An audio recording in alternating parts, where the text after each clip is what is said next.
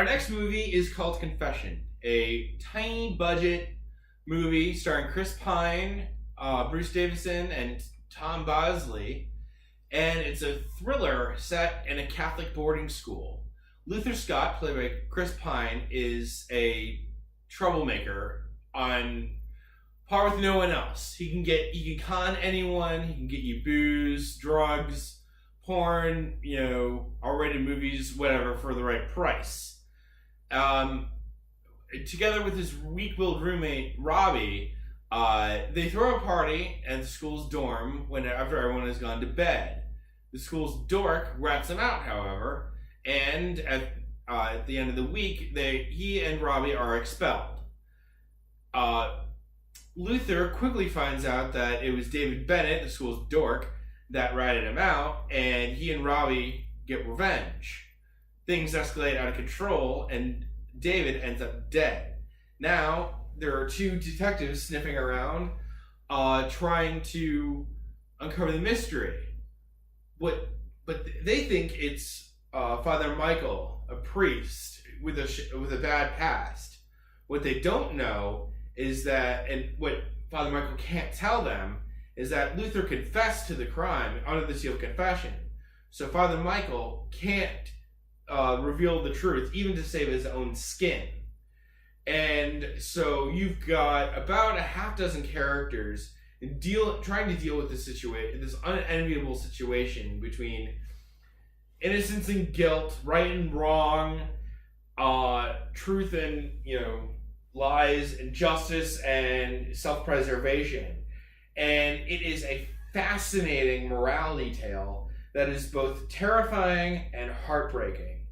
I really like this movie. It's a perfect 4 out of 4 for me. It's like watching a train wreck. You cannot turn away no matter how badly you want to, because it's full of characters who are flawed but not evil and are trying to do the right thing in the most horrible of circumstances. I really like this movie.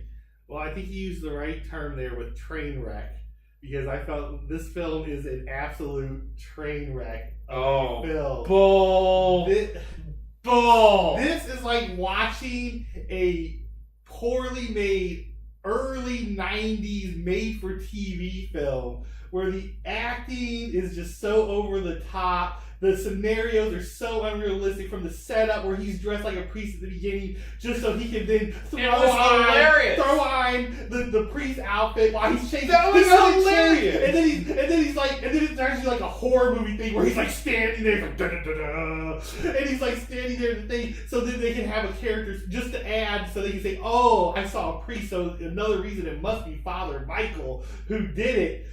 Oh my gosh, everything is bad. And Chris Pine, who is a good actor, this is early in his acting career. It's like he doesn't even know how to control his face at times. I thought, it felt like I was watching Jim Carrey trying to be like the mask at times. Like he's moving his face in the oddest of ways. The film, the directing is terrible. It stands on people for so long at times. I mean, and then the climax, it's literally like, it is... I mean, it's low budget, but it's not just the low budget. It's the low quality of everything in it. I'm giving it 1.5 stars. The half star is for the actor who played Father Michael. He did... Cameron Dowd. Yes. He did... I felt like he did a really good job in his character and the inner turmoil and the backstory for him. That worked for me. But the rest of it was everything was so cliched and just... cheesy and bad. That's okay, because it was believable. I mean, this is how characters would react. I mean, Luther Scott, Chris Pine's character, he is not an evil person. He is a flawed person, and he definitely has some issues that he needs counseling, definitely. But he's a good kid who made a serious mistake. So you like the ending then? Yes. You feel that way about him? You like the ending? Oh, are you kidding me? It was terrifying. Oh my goodness. This movie was emotionally devastating, but unbearably suspenseful. It rivals a lot of movies directed by Hitchcock. I think Hitchcock would have been proud. Jonathan. God, why can't I think of his last name? Anyway, the director. He wrote the screenplay when he was in high school, and he directed this movie. shut up. And he directed this movie in his early 20s. This movie just proves to me at least, I don't know why you didn't like it, but then again, you didn't like how it would be about the movie, so, or Ichiban Tamien, so I guess that kind of makes sense, because you obviously have no taste. But this movie is fascinating. It is riveting from frame one, because you've got characters who are, torn between doing the right thing and the wrong thing. Like the police detective played by Peter Green. He is not a bad person. He's trying to find the truth, but it's his own biases based on his poor experiences growing up in a Catholic school that makes him convinced that it's Father Michael who committed the crime.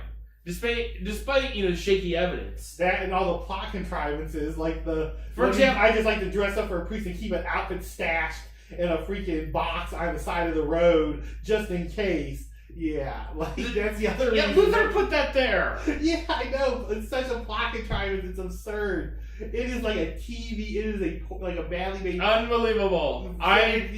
This is the type of film where someone is going through like a used video store and they see Chris Pine on it and it's $1 and they go, "Wow, let me get it because Chris Pine," and then they get it home and then they want their $1 back. That's how unbelievable. Unbelievable. I thought this was a riveting psychological thriller about people who are, tremendously flawed, and they try to do the right thing for themselves and for everyone else. And I think that's where the real drama comes in. And even Robbie, I mean, this poor kid, he likes, Luther a lot, but my God, Luther has ruined this poor kid's life. But his problem is that he just does not have a strong personality. And Luther appears to know what he's talking about, or at least appears to. And this kid, he's scared out of his mind. Luther at least appears to have the answer, so he goes, But every character, every Luther type character in films, this strong, popular, strong-willed troublemaker always has a lackey. It's another. It's not a whole big original. Well, he's his roommate, of course. Plus, he needs someone to play off of. Yeah, he needs someone to play off.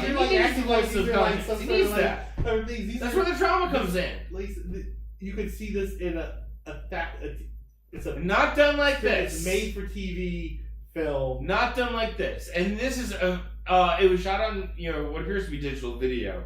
So the visual quality, it doesn't look like it's like a mega budget movie. That's fine though. There's some really interesting looking shots. I remember one of a girl walking through the rain. I'm thinking that is gorgeous. That really looks cool.